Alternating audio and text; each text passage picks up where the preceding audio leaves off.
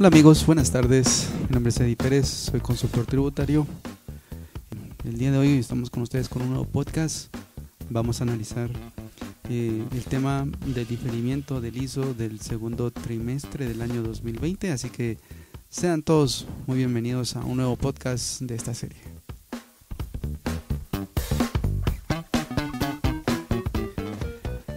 Analicemos entonces qué es lo que está pasando. En este sentido tenemos que ir a revisar lo que sucedió en el mes de abril de este año 2020, específicamente el 1 de abril fue emitido el decreto 12/2020, el cual en su artículo 15, inciso número 8, pues establece de que básicamente los contribuyentes afectos al impuesto de solidaridad podrán diferir el pago correspondiente al segundo trimestre del ejercicio fiscal 2020, pudiendo efectuar el pago de este impuesto hasta el 30 de septiembre de 2020 al contado, sin que ello genere sanción, multa o recargo alguno.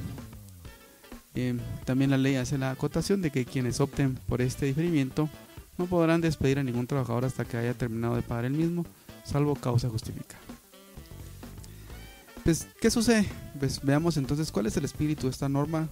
Pues básicamente ya con el anuncio de todos los efectos potenciales que iba a poder tener este COVID-19 en la República de Guatemala, pues el Congreso pues emitió esta norma con el único propósito de ayudar a todos los empresarios, a los pequeños, a los medianos y a los grandes, para que de alguna manera pudieran diferir el pago de este impuesto y no realizarlo en el mes de julio como hubiera ocurrido, sino que hasta en el mes de septiembre. Desde el punto de vista tributario, realmente este es un alivio. Realmente no hay una exoneración del pago del impuesto, sino lo que se está haciendo es un diferimiento, es decir que solamente se está moviendo la fecha de pago para que las empresas se puedan recuperar de los efectos económicos del COVID.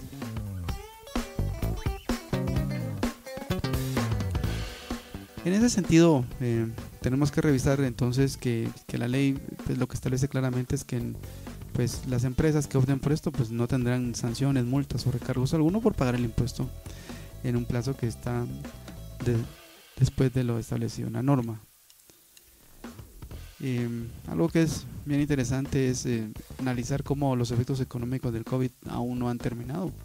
Se espera que Guatemala, de acuerdo con los pronósticos que se están manejando, pues la curva comience a bajar más o menos por el mes de octubre, así que esta medida que tomó el gobierno fue muy atinada, pero también sabemos que hay sectores de la economía que se han visto muy afectados por esta situación tan grave del COVID-19, porque los ingresos de las empresas han disminuido y también la capacidad para poder sostener planillas y para poder pagar gastos pues se ha visto disminuida.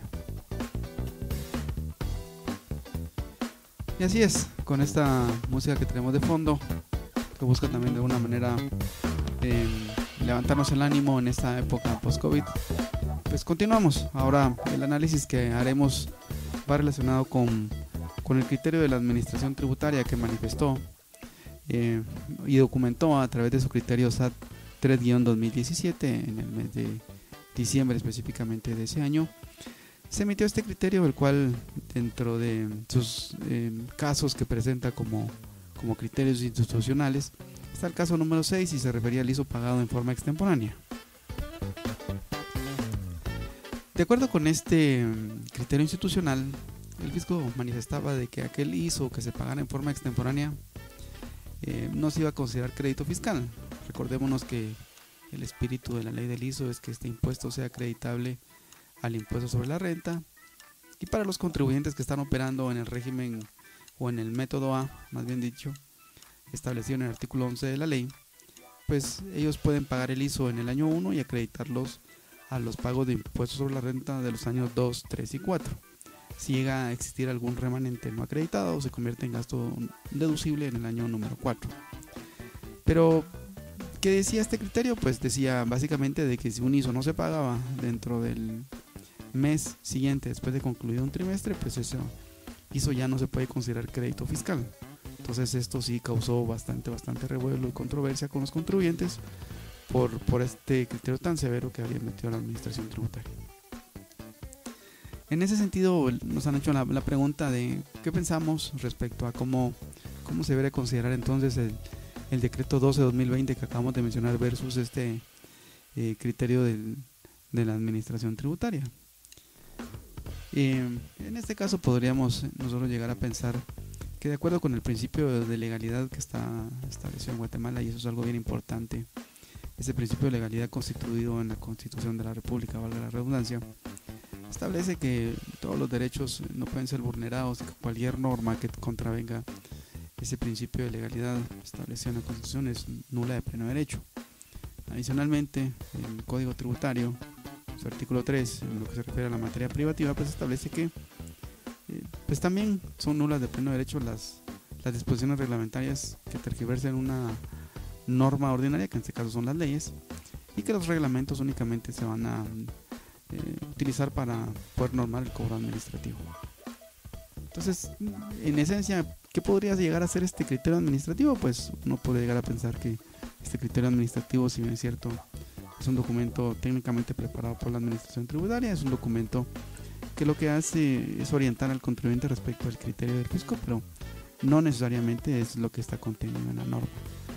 Así que desde ese punto de vista podríamos llegar a pensar que a pesar de que el criterio institucional dice algo distinto a lo que podría tener el decreto 12/2020 respecto a que los contribuyentes podrían acreditar ese ISO que se pague después del plazo, pues básicamente el espíritu de la norma es efectivamente permitir a los contribuyentes que puedan diferir ese plazo y el pago del ISO no se vea afectado en cuanto al tema de todos los derechos que se tienen, porque por ley se está promoviendo que los mismos contribuyentes paguen después de ese plazo establecido en la norma.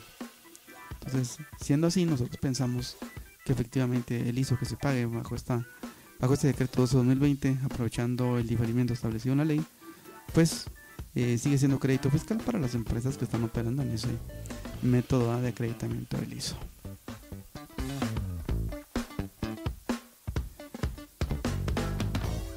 Bueno, y hasta aquí hemos llegado con este podcast. Creemos que todos estos temas tributarios tienen efectos económicos y son muy interesantes poderlos analizar. Los invitamos a que nos sigan en todas nuestras plataformas. Estamos en YouTube, también nos van a poder encontrar en Spotify, en Apple Podcasts y seguramente en otros dispositivos también. A los que les gusta SoundCloud también estaremos por ahí. Así que estén bien, se cuidan, que estén muy bien de salud ustedes y sus familias. Chao.